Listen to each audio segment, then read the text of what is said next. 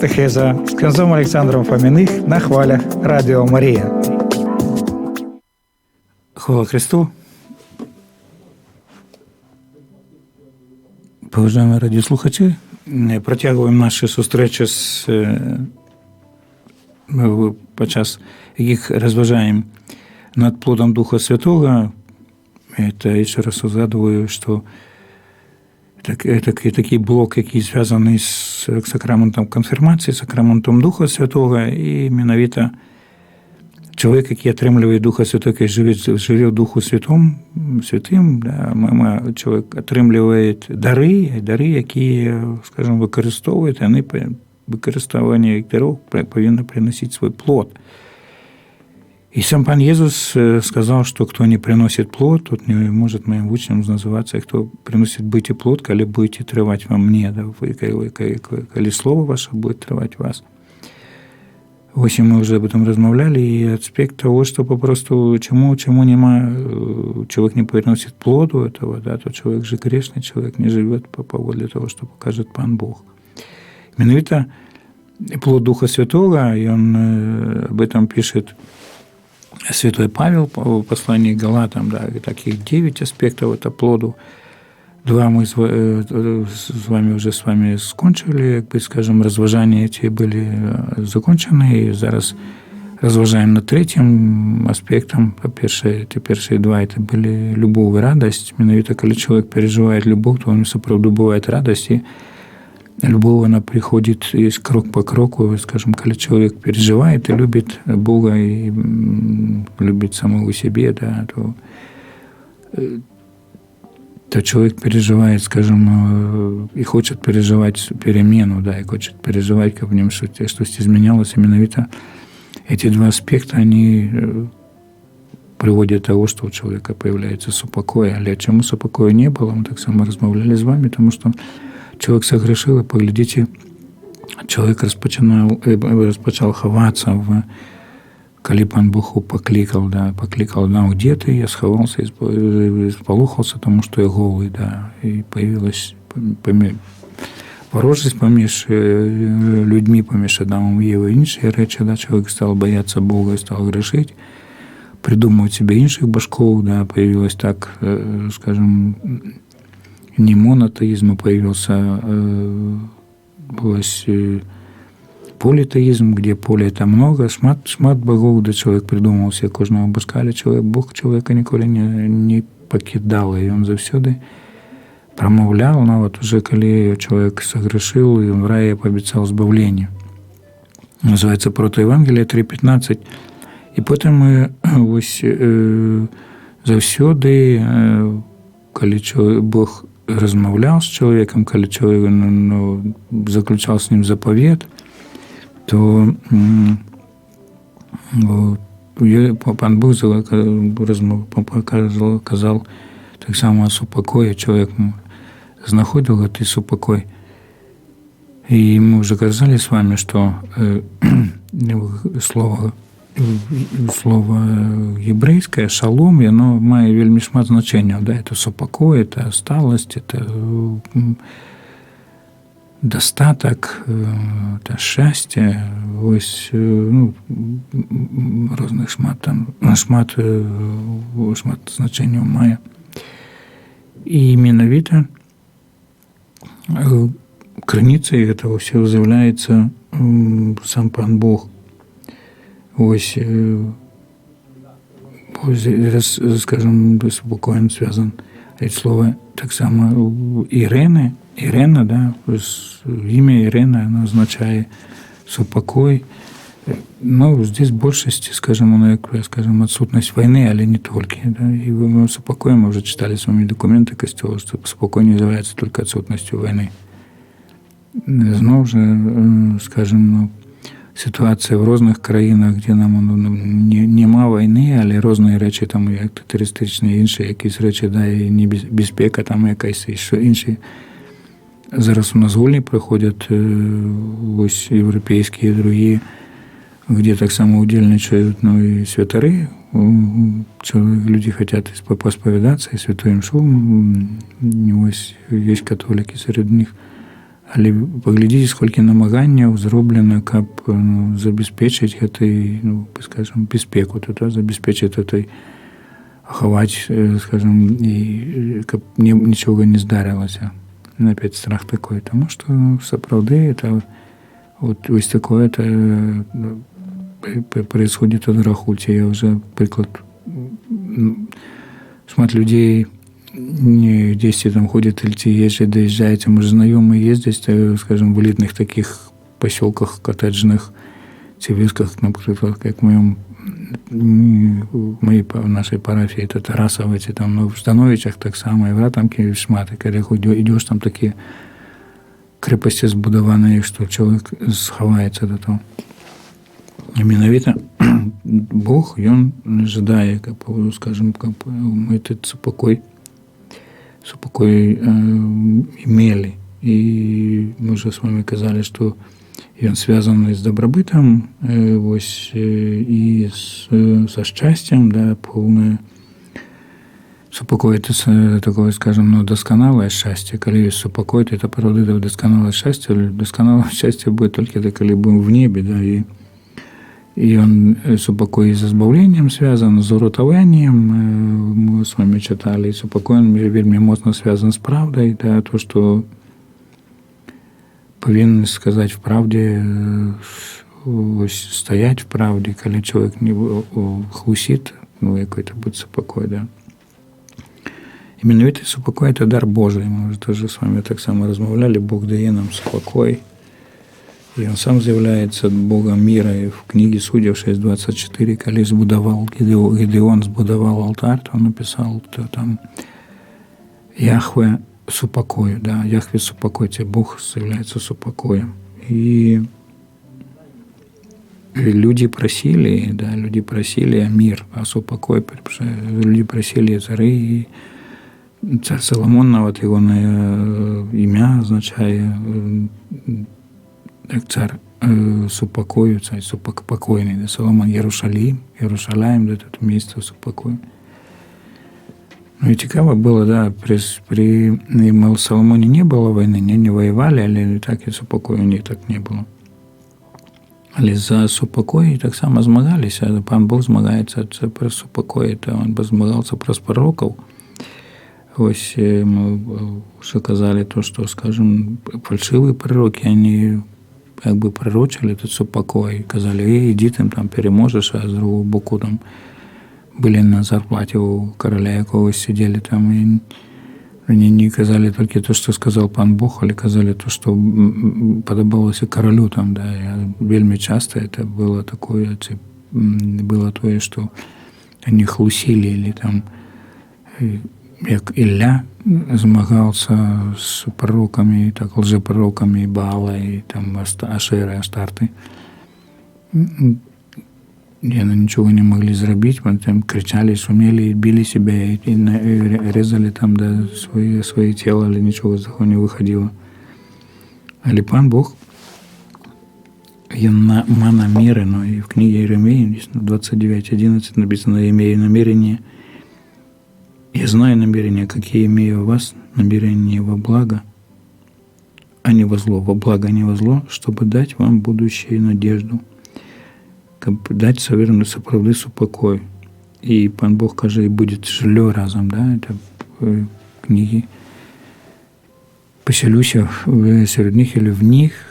Менавіта пан Бог поселяется, как бы скажем, в нас по святой хрост, а потом через бежмывание, это Дух Святой, мы отрымливаем Духа Святого, и Бог живе в нас.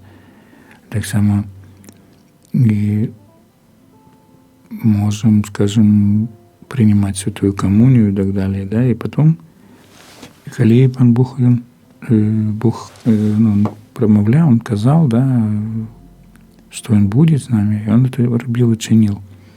Менавіта обещал нового пастора, да, уже читали в прошлый раз, есть это его пророка Иезекииля и пророка Иеремии, что новый пастор, новый Давид будет. Именно ведь это связано таким супокоем, эсхатологичным, мессианским супокоем, потому что два казали, размовляли с вами. Ось и менавіта Исаия пишет в 9 разделе, мы это читание читаем на Божие народжение, 9 раздел, 6 верш. «Ибо младенец наречется вам, родился вам сын, дан вам владычество на раменах его, и нарекут ему чудесный советник, Бог крепкий, Отец вечности, князь мира». Это не той, да, по-белорусски это будет князь супокой, на жаль, на российском мове, на белорусском мове немає еще из Старого Заповета, только фрагменты. Князь супокоя, так называется. И далее, скажем, далее 9:7 пишет Исаия: «И умножится владычество его и мира, и нет предела на престоле Давида и в царстве его, чтобы ему утвердить его и укрепить его судом и правдою отныне и до века». Вот. Умножится владычество его и мира, да? И нет предела на престоле. Супокой помножится, и соправды пророки не казали, то есть, и что покончится, скажем, положит конец ворожести, да, Мессия. Книга Захарии: «Ликует радости царь Сиона, торжествует царь Иерусалима, и сей царь твой грядет к тебе, праведный и спасающий, кроткий, сидящий на ослице и на молодом ослице, сыне подъеремной. Тогда я истреблю колесницу Ефрема и коней в Иерусалиме, и сокрушен будет бранный лук, и он возвестит мир народам. Владычество его будет от моря до моря и от реки до конца земли». Это мессианские часы, он принесе Мессия, принесе мир, и менавіта пророки об этом предвещали. Пан Бог про пророков казал об этом, что ось Мессия придя, и он будет, скажем, тем супокоем, и он даст этот супокой, и он принесе, скажем, этот супокой без предела, необмежованный будет. Восстановит гармонию, мы опошним разом, так само казали, 11 раздел, и это будет, он потомок Давида, корень Исея, произойдет 11 раздел, где первый там далее верш. «И произойдет отрасль от корня Исея, и ветвь произойдет от корня его. И почет на нем дух Господень, дух премудрости и разума, дух совета и крепости, дух ведения и благочестия. И страхом Господним исполнится, и будет судить не по взгляду очей своих, а по слуху, не по слуху ушей своих решать дела». Он будет, вот, и будет дух, да, придет корень Исея, наполнится духом, пан Ісус був охрещений в Йордані, наполненный Духом, и так само, дякуючи этому, дякуючи тому, что Он спасал Духа Святого, мы наполняемся Духом Святым. И перед усім Бог хочет восстановить гармонию в человеку, да. И далее пятый стих, «И будет перепоясен через Его правда, и перепоясен бедре Его истина». То мы, да. И далее, да, тут правда, Он в правде будет. Он принес правду. Иисус Христос, Мессия, обещая Бог праз пророков, что Мессия принесе правду, Мессия принесе мир. Тогда волк будет жить вместе с ягненком, и барс будет лежать вместе с козленком, и теленок, и молодой лев, и волк будут вместе, и молодое дитя будет водить их. Корова будет пастись медведицу, и детеныш их будет лежать вместе, и лев, как волк, будет есть солому. И младенец будет играть перед норою аспида, и дитя протянет руку свою на гнездо змеи. Они будут делать зла и вреда на всей святой горе моей, ибо земля будет наполнена видением Господа, и воды наполняют море. И будет тот день корню Исею, который станет как знамя для народов, обратятся язычники, и покой его пойдет слава». Будет попросту, да, пан Бог не сотворил зла, ненависти, как чему это все в греху, то, что, скажем, ну, есть так есть, кровь проливається і так далі. І менавіта так само далей підтверджує це, що ну, пророк Ісая в 65-й, ну, то амаль то і саме, то, що ми прочитали. Відаєте, Месія, той паковина, який повинен би прийти, він відкриє новий рай. Откроет новый рай, потому что твой рай, твой рай, скажем, то небо, которое Бог дал человеку, человек отмовился от его. Недаремно потом напишется, что и творю новые земли, новое небо и новую землю. Да? И пророк Михей пишет об этом. И откуда это и новый рай, пойди. И ты, Вифлеем, Ефрафа, мало ты ли между тысячами иудинами. Из тебя произойдет мне тот, кто должен быть владыкой Израиля, и которого происхождение из начала от дня и от дней вечных. Из дома хлеба, Вифлеем, Бетлехем, это по-габрейски обозначает дом хлеба, ось это был город, где народился Давид, и ось потомок Давида, пророки предсказывают, потомок Давида будет ось тим, який буде владикою, буде володаром Израиля, володаром,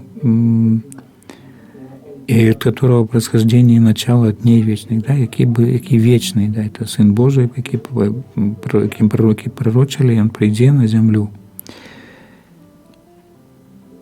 Это читание читається так само подчас ось періоду Божого народження, адвенту Божого народження читається це читання, коли приходять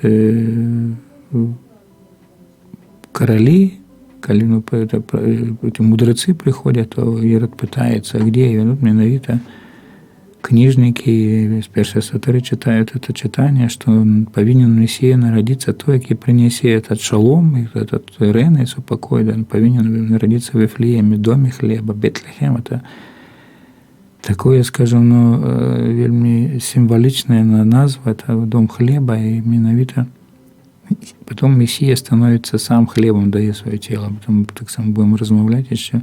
И далее 3-й верш. «Посему он оставит их до времени, доколе не родит имеющие родить, тогда возвратятся к сынам Израилевым и оставшиеся братья их». Да? Коли Мессия народится, то возвратятся, он соберет в Израиле, соберет, ну, дякуючи на Святейшей Панне Марии, тут есть пророцтво, да, якое народит. И далее 4 верш. «И станет он, и будет пасти в силе Господней и в величии имени Господа Бога своего. И они будут жить безопасно, ибо тогда он будет великим до краев земли, и будет он мир». Ненадаремно потом в Новом Заповете есть, что Єсус является супокоем. Да? Мы там так само будем размовлять, а зараз о Старом Заповете размовляем. И он добрый пастырь, Мессия, добрый пастырь будет, потому что Давид перед тем, как стать вояром, стать королем, он был пастырем, он был пастухом, пас овечек и добрый пастырь. И Пан Бог сам заявляется добрым пастырем. В псалмах, в псалме 100 там есть написано, да.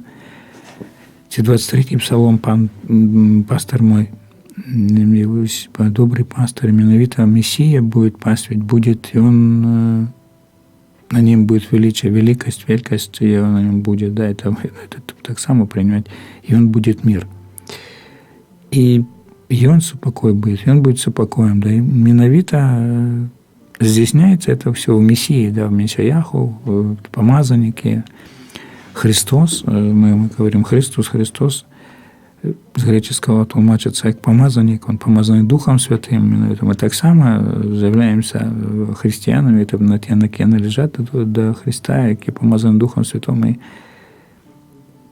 коли есть Дух Святой, коли он дейничает, то справді у нас будет это, и, скажем, открывать это небо, будет основать в наших сердцах, и супокой будет больше приходить. Далее пророк Исаия пишет, что народы будут жить в супокое. Да? Природа станет покорной человеку. И перед усім разделенное это королевство Израиля, оно будет примирено. Да? Но зараз Израиль, как держава, оно мает земли, які належали до полночного и до полдневого, да, королевства. Будет объединовываться, да? И все народы будут жить в супокое. Это как бы крок перший там, да, до этого все то, что Израиль, и в Израиле Пан Бог дейничая через Израиль, потом уже будет народу супокоя, будет жить. Другий раздел другого верша и далее. И будут последние дни, гора Дома Господня будет поставлена во главе гор, и вознесется над холмами, и потекут к ней все народы. Да, Иерусалим – это гора Господня, да, там Сион, где был храм.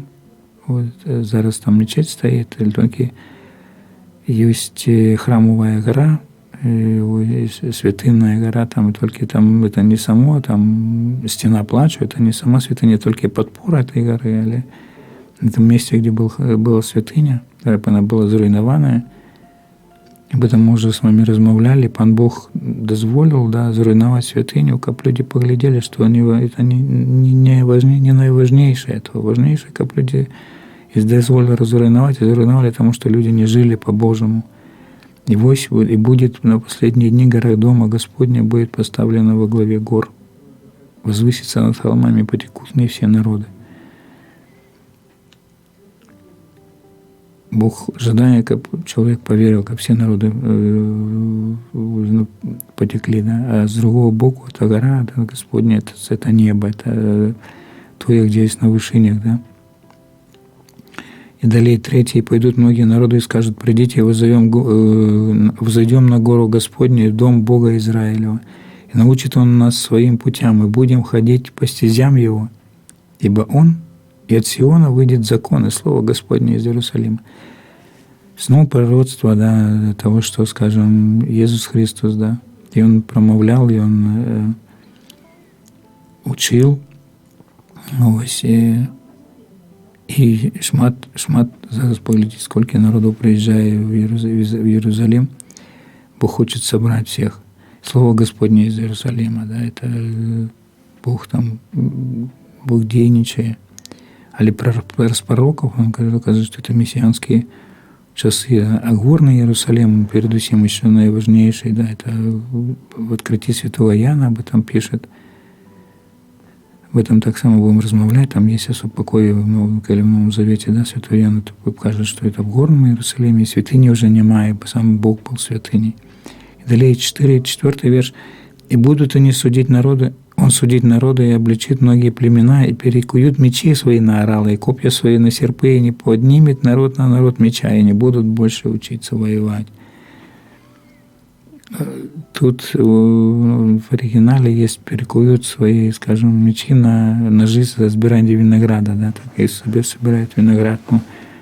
Ну, вот есть такая скульптура, да, перекуем мечи на орала, там такой кузнец, меч загнутый такой, он там кует. Это правда, да, что передусім-то Пану Богу дать и перековать свое сердце, да, там, в которого каким есть меч, каким зло, ненависть, неприязнь. Это то учинить может только Мессия в Духу Святым. И не будем больше учиться воевать, как мы могли пробачать, как сапраўды у нас был супокой. Коли нема пробачення, то немає супокою. І пророк Ісая каже вже, що попросту дякуючи Духу Святому, дякуючи Духу, який зальється, то будемо попросту этот супокой мессианский прийде. Да? Доколе не зальется на нас Дух свыше, и пустыня не сделается садом, а сад не будет считаться лесом. Да?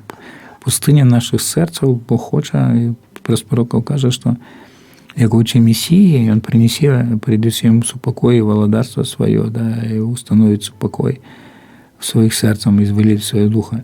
Тогда суд воздворится суд воздворится в этой пустыне, и правосудие будет пребывать на плодоносном поле. Да, правосудие, да, там будет в пустыне, пустыня перейдет в плодоносное поле. И делом правды будет мир, и плодом правосудия спокойствие и безопасность вовеки. Тогда народ мой будет жить в обители мира, в селениях безопасных и покоящихся блаженных. И град будет падать на лес, и город спустится в долину. Блаженны вы, сеющие при всех водах и посылающие туда вола и осла. Когда народ будет мой жить в обители мира, да, и в селениях будет безопасность. И 17 верш. И делом правды будет мир, и плодом правосудия спокойствие. Бог не только обещает, на жаль, вельми часто так здійсняється так, що чоловік просто не вірить в то. Да? А що там написано? Що там? Бог ніколи, коли він скаже, щось каже, він ніколи не забывается об этом, завсёды виконує, это только ція приймає это, да? Ція-то приймає. Израиль то не разумел вельми часто так само. Они ходили своими дорогами, там у них не было супокою, тому там на них нападали разные вороги, там, и завсёды десь хтось там приходил. Коли жили с Богом, как при Соломоне начали жить с Паном Богом, то был супокой. Далее раздрай знову прийшов і так далі, там, да, і святиню згубили, і потім знову відбудували святиню, знову хтось приходить, там, да, і коли жили в греху, Єремія закликав до навертання, це Вавилонський плен. Після Вавилонського плену, в Вавилонському плені, ось в цій неволі, пан Бог промовляв, і вельми шмат, скажімо, там, месіанських указань про пророка Ісаю, чи про інших пророків, особливо про Ісаю. І ці люди приймали, ці не приймали, це у тебе вельми важно, да? Вельми часто, знову, до сьогодні повторяється, а що там в оголі? Я вже колись казав, але вельми часто це повторяю, коли є такий приклад святих для нас, да? Святая Мать Тереса з Калькути, коли вона отримала премію Супокою, то Нобелівську, до неї приїхав один журналіст, ангельский, так, ангельский. Коли вони розмовляли, і він сказав, ну от ви, от така, ви завсюди кажете в супокої і так далі. Там, а де він супокої? То святая сказала, коли в вашем сердце будет больше супокоя, в моем сердце будет больше супокоя будет, и навокруг нас так само будет больше супокоя. Это правда. И тогда народ мой будет жить в обители мира и в селениях безопасных и покоящихся блаженных, да, или делом, правда, будет мир, да, а плодом правосудия спокойствие и безопасность вовеки. Это плод, да, это делом плод того, что Пан Бог, скажем, милосердный, да. И потом святой Яков напишет, что милосердие триумфует над судом, да, милосердность. И менавіта пророки не были, закликал их Пан Бог, кабы не обвещали мир, это благовествие, это Евангелие, это добрая новина. Наум 1.15. Вот на горах стопы благовестника, возвещающего мир. А потом и святой пророк Исаия напишет об этом, что пригожие, да, стопы. Благовествование пророков, он, скажем, стопы на горах стопы, да, то, что обвещали супокой, соправдный супокой, пророки обвещали, это вера эра мессианская, когда придет Мессия. І знову той сам Мессия, и он казал, что супокой распочинается все в нашем сердце. Когда в нашем сердце будет больше супокоя, то раз далее досконалый это супокой, он завсёды, перед этим досконалый супокой, он завсёды связан с небом, с раем. Да? Это, как вы уже сказали, что новый рай Пан Бог открывает.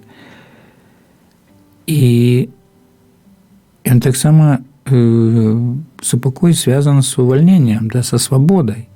И пророк Исаия, он писал об свободе, освобождении из Вавилона, да, увольнении из Вавилона, але на себе, когда мы можем, скажем, поглядеть, то это увольнение от нашего Вавилона, да, от нашего плена, нашего греху. И Мессия, менавіта, он повинен был прийти и зробить это, да, это часы мессианские, ось. Как мы познавали, Бог хочет, вот през пророков 52 глава, 52 раздел, 6 верш далей, Исаия пророк. «Поэтому народ мой узнает имя мое, поэтому узнает в тот день, что я тот же, который сказал, вот я». Коли мы гортаем в сторонке нового заповету, да, и Мессия, и он кажет, что «Отче, я им открыл твое имя». Для нас соправдное ім'я Бога, ну, там, хочеш ім'я, у нього шмат розний, там і Елохім, і Адонай, і Ель-Шадай, і Бог моцний, да, і Еліот, ну, і святий, ми кажемо, да, Кадош, шмат там, да, і всемогутний, потому что гебреи не произносили имя Бога, тетраграмму. Узнает имя мое, мой народ познает имя. Вельми важно, да, как мы познали, что он является Отцом. И вот потому он узнает тот день, что я тот же, который сказал, вот я.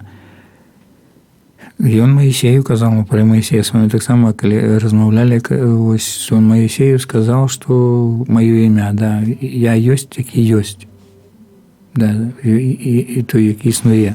И вот я. И потом Мессия сказал, что, коли вы уведали, что и доведайтесь, что это я. Да.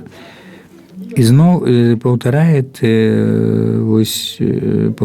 эти слова, которые я написал Наум. «Как прекрасно на горах ноги благовестника, возвещающего мир, благовествующего радость, проповедующего спасение, говорящего Сиону, воцарился Бог твой».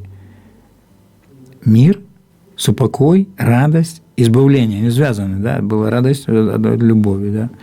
Он обвещает избавление. Менавіта с мессианским и эсхатологичный супокой.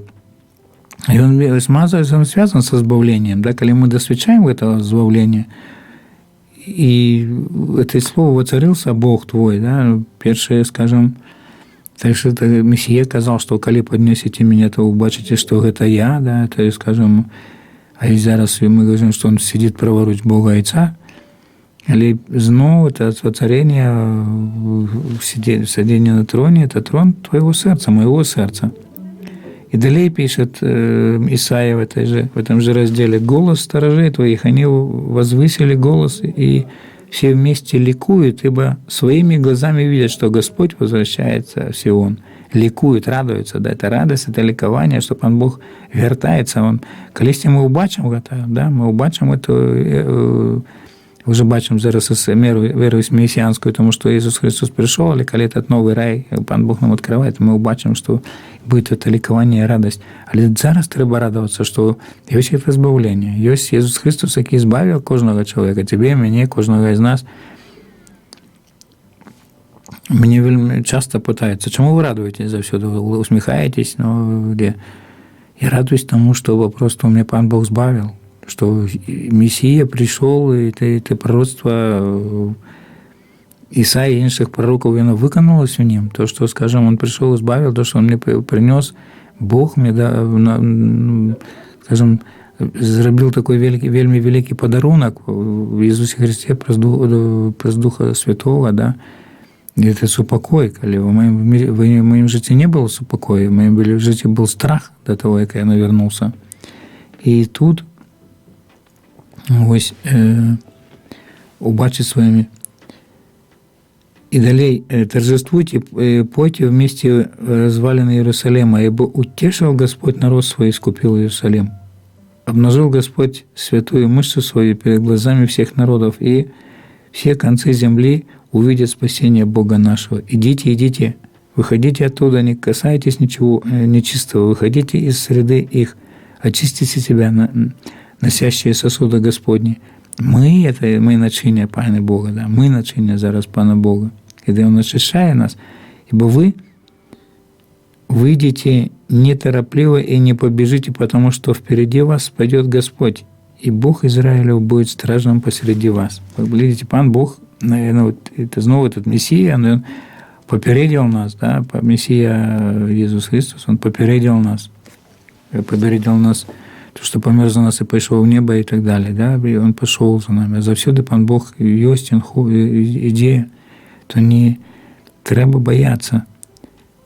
И снова 55 раздел, 6 верш далее. Ищите Господа, когда можно найти Его, призывайте Его, когда Он близко, да оставить нечестивый путь свой и беззаконие помыслы свои, да обратиться к Господу Он, и помилует Его, и к Богу нашему, ибо Он многомилостив. Покинуть, да, Мессии, Пан Бог закликает свой народ, и менавіта в этих мессианских, так само этих пророцтвах, чтобы покинули, как навертали, да, Иоанн Хреститель, якого народжения мы вчера с вами святкували, и он закликал до навертания, именно это с пророка Исаии, да, проводил эти слова: «Подрыхтуйте дороги Ему». Як дорогу подрихтовать Пану Богу? Бульдозер пригнать, экскаватор какой-нибудь пригнать, там, да, мы расчистим. Нет, это подрихтовка, это скруха, это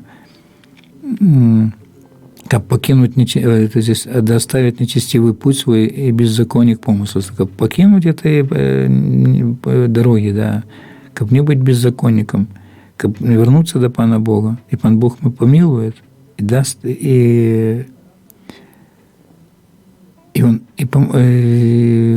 помилует его, и к Богу нашему, ибо Он многомилостив. Да? И далее Пан Бог каже 8:9. «Мои мысли не ваши мысли, не ваши пути, мои пути, говорит Господь. Ибо как небо выше земли, так пути мои выше путей ваших, и мысли мои выше мыслей ваших».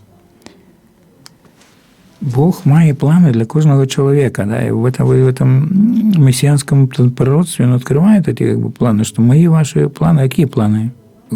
План для Пана Бога, для человека, для тебя, для меня, как мы имели життя вечное, как мы сапраўды этой супокой, ось мы отримали этой супокой. Недаремно в Израиле и мусульмане один приветствует салам алейкум или шалом, да, там привитанием этого супокою. Бог хочет, если только мы принимаем, а человек принимает этот план. Пан Бог про пророков кричал об этом завсёды на всех. И менавіта, коли проповедовали, вот христиане не добрали старый заповед. И далее это просто сгодится, не строить, не будовать своих планов, да. Святой Августин вельми цікаво сказал, что Бог смеется в руинах наших планов. Мы наплануем, коли там ось, мы что-то там заплануем себе, але потом это развернуется, потом на кого? На Пана Бога, конечно, кто винен? Пан Бог виноватый, тому что и он так, он такие всякие бояки, да. Нет, только треба сапраўды знову Мессия, это Пан Ісус, он показывает, что треба уметь згаджаться, а воля Божия, как мы збавленные были, Пан Ісус, так как Мессия каже, да, как мы были святыми, потом это воля Божья такая, как мы познали того, скажем, Отца Бога, Отца познавали, того Он послал, так написано в Евангелии, это воля Божья. И именно эти планы, они высшие за наши планы, потому что Бог хочет, как мы избавились. 10 верш. «Как дождь и снег не сходит с неба и туда не возвращается, но напояет землю и делает ее способной рождать и произвращать, чтобы она давала семя тому, кто сеет, и хлеб тому, кто ест. Так и слово мое, 55:11, так и слово мое, которое исходит из уст моих, оно не возвращается ко мне тщетным, но исполняет то, что мне угодно, и совершает то, что для чего я послал его». Слово, яке пан Бог промовляє праз пророків, промовляє в П'ятикнижжі, в Торі, через мудрецов, бо там наступним разом так само будемо казати, особливо про мудрецов. І воно має велику моц. І коли я приймаю це слово, то воно переміняє моє серце, воно приносить этот плод, так і знов, скажем, так слово моє, яке сходить из уст моих, оно не возвращается ко мне тщетно, не исполняет, но исполнится. Да? Это не тщетным, это плод приносит тогда. И 10 стих, чтобы оно давало семя тому, кто сеет, и хлеб тому, кто ест. Вот это дождь и снег, как бы там, каким даже Слово Божие, але перед усім плод, это наш плод Духа, да, Святого. І менавіта мы повинны быть послухмянами тому, то, что Бог закликает нас, каб сапраўды этот супокой в наших сердцах был, каб сапраўды мы могли жить в супокое в радости. Ось. И совершает то, для чего и послал пан Бог. Это слово, оно, скажем, здійсняє то, для чего Он послал. А справжнім словом, яке сталося тілом, є Ісус Христос, це Месія, менавіта. И далее, «Итак вы выйдете с весельем и будете провожаемы с миром. Горы и холмы будут петь перед вами песнь, и все дерева и в поле рукоплескать вам. Вместо терновника вырастет кипарис, а вместо крапивы возрастет мирт. И это будет во славу Господа, во знамение вечное, несокрушимое.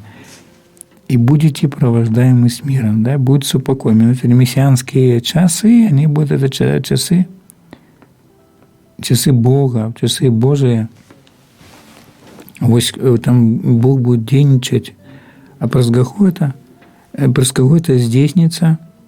Менавіта это слуга Божий. Мы это читаем, этот фрагмент из пророка Исаии, снова уже 52 раздел, 13 верш, и потом 53 весь раздел, это одна из песней слуги Божьего, да, и ось менавіта ён здійснить то, чим ми казали.